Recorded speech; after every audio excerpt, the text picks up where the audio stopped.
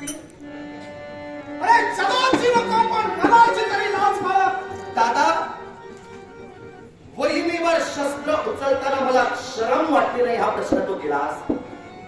परिस्थितीला अनुसरून घडणारी माझी ती कृती होती.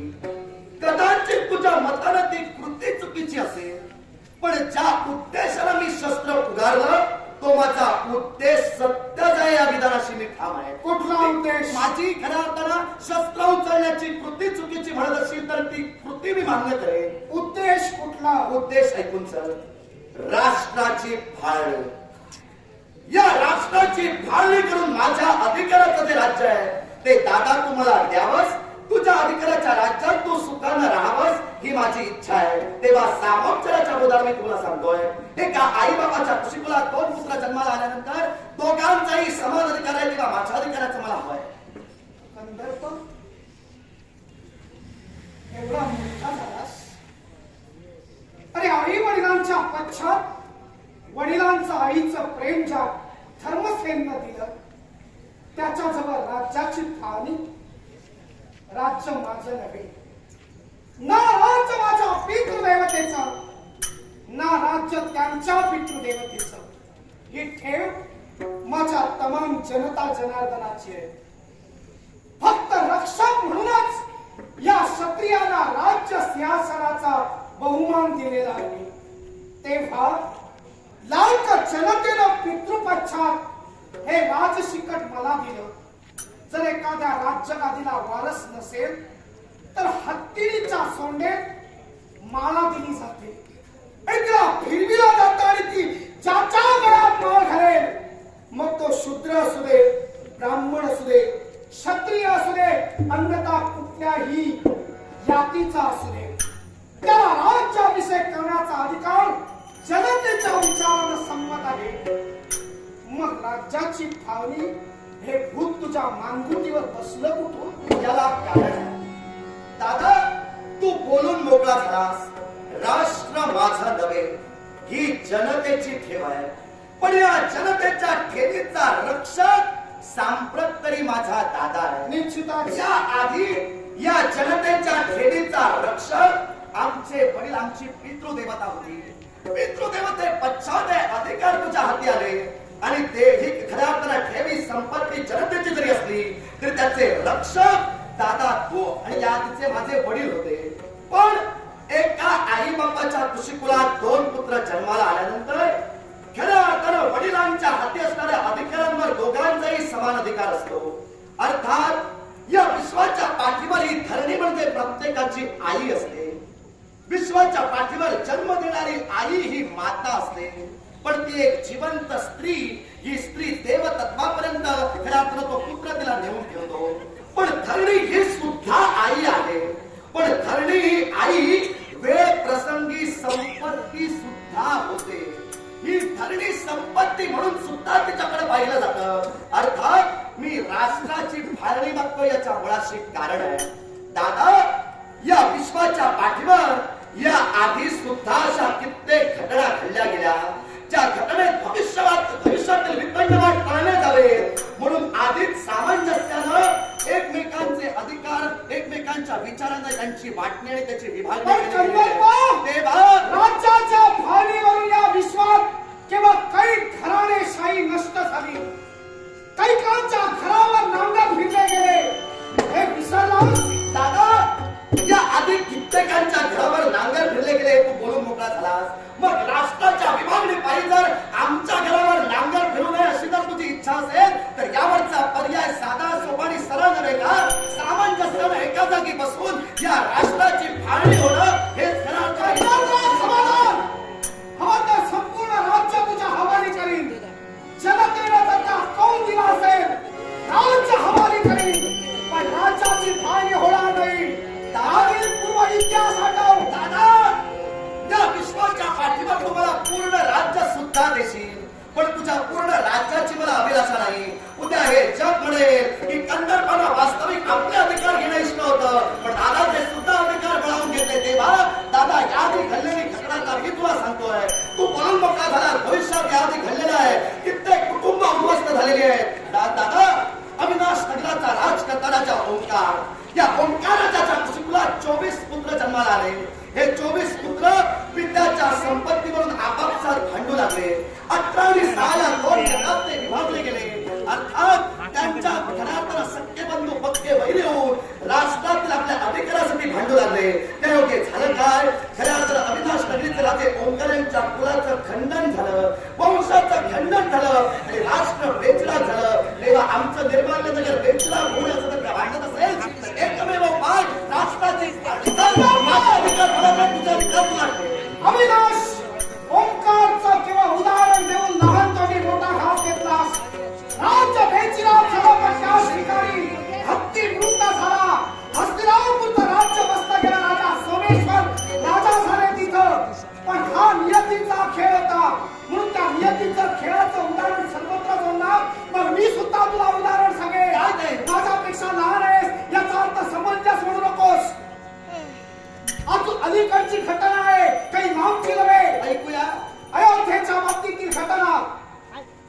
मातृ इच्छेसाठी आणि पितृवचनासाठी अयोध्येचा ज्याला देव म्हटलं गेलं त्या रामानं तेव्हा राज्याभिषेक होता क्रमाने ही आईची इच्छा असल्यामुळं केवळ वनवास पत्करला आणि केवळ तो राज्याभिषेक अयोध्येचा भरताला भावानी त्याच्या सख्या आईची इच्छा.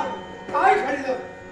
त्या भरतानं नात्याच्या झोपडीनं दिलेला पुढचा केवळ दिलेला एक घटना नाकारली आणि केवळ जिथं माझा राम तिथंच माझं काम, जिथं माझा नाही राम तिथं माझं नाही काम हे शब्द उच्चारत केवळ प्रभूच्या शोधात गेला. मग तो भरत तुला आदर्शवत नाही वाटला? स्वतःच्या बंधूसोबत गेलेले लक्ष्मण आता सौमित्र आदर्श नाही वाटले? शत्रुघ्न आदर्श नाही वाटले का? अरे कुठल्या गोष्टी सांगतोय दूरवरच्या अलीकडच्या काळातील तरी विचार तुझ्यासारख्या समंजसावर स्वीकारला. दादा, जर अलीकडच्या काळातील घटनांचे आदर्श तू माझ्या नेत्रासमोर उभा करत असशील, जो भरत बंधू प्रेमासाठी राज्य त्याग करून गेला, जिथं राम तिथंच माझं काम या तत्वानं जो भरत नटला, त्या खऱ्या अर्थानं त्या रामाचा आणि भरताचा आदर्श जर तुम्हाला सांगत असेल तर याच अलीकडच्या घटनेतील मी तुला अजून एक घटना सांगतो. दादा, रावणाचा बंधू म्हणजे विभीषण. हा विभीषण राम कटकात सहभागी झाला आणि रामाला आपल्या बंधूच्या मृत्यूचं रहस्य सांगून मोकळा झाला. त्याने करून काय झालं? रामानं लंकाधीश रावणाचा सेवन केला आणि लंकेवर विभीषणानं अधिपत्य गाजवलं. मी विभीषण होऊन तुझ्या मृत्यूला कारणीभूत ठरू की काय? म्हणजे घरचा वेदी होऊन म्हणून फिरणार हा तुझा विचार मनात आला. मग त्याच विभीषण भक्त राजांची स्वामीनिष्ठा तुला नाही माहीत? अरे त्या भक्तराज विभीषणाने आपलं सारं सर्वस्व विश्वाचा परमब्रह्म म्हणून त्या रामाच्या पायावर ठेवलं. एवढं नव्हे तर जेव्हा रामाने लंकाधीश रावणाचा वध केला, राज्य कुणाचं झालं रे? कुणाचं झालं? राजा ज्यानं मारिला त्याचं राज्य झालं. मग रामाचं राज्य झालं असताना औदार्य केलं तेव्हा प्रभू रामचंद्राने विभीषणाला ते राज्य सुपूर्द केलं. तेव्हा विभीषणाने प्रथम नकार दिला, पण रामाने केलेली बळजबरी आणि नाईलाजाने स्वीकार केला. त्या विभीषणांवर ओरखडे होऊ नको.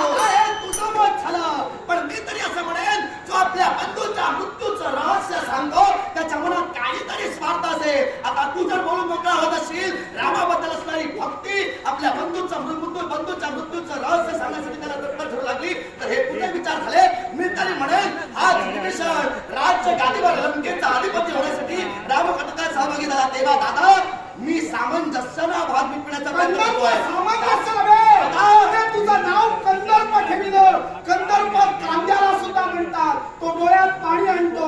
आता मला तर वाटतंय तुझा या उत्कटपणानं आणि या राज्याच्या पाणी मागं हा कंदर्प किंवा या वैदिकच्या भाषा डोळ्यात पाणी हे तुमच्या डोळ्यात ते पाणी जर पुसला लावायची तुमची इच्छा असेल तर या क्षणी साऱ्या जनतेला एकत्र घ्या, साऱ्या प्रधानमंत्र्याला केवळ राज्य बेचिराग झालं तरी चालेल, पण राज्याची भावनी कदापि होणार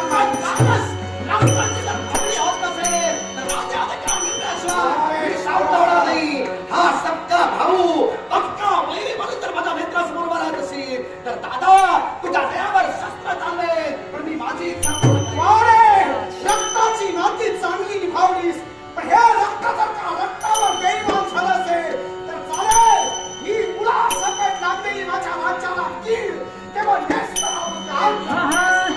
अवघे अवघे सुखाचे सांगार अवघे अवघे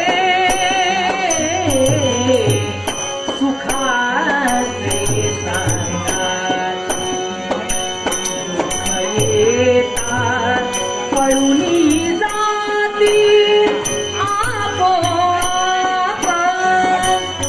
दुःख येतात पळूनी जाती आपोआप अवघे अवघे सुखाचे सांगार आपलं इष्ट सारे सज्जन सोय रे आपलं इष्ट सारे सज्जन सोय रे सुखाचे निर्धारी अवघेची सुखाचे निर्धारी अवघेची अवघे अवघे सुखाचे सांगाती दादा, स्वार्थ तुझा मी कधीच ओळखला होता. सख्या बंधुपरात शस्त्र उगारतोयस. ज्याला पुत्र म्हणून पाहिलास त्या पुत्राच्या शेवटासाठी हाती शस्त्र घेतलास. अर्थात याचा अर्थ एकच होतोय, राष्ट्राचा मोह तुला सोडवत नाही. या राष्ट्राच्या मोहापायी माझा शेवट घेण्यासाठी हाती शस्त्र घेतलास. लक्षात ठेव. जातोय दोन पण जाता जाता तुला एकच सांगतोय, पुन्हा तोंड दाखवू या नको. गोष्टीत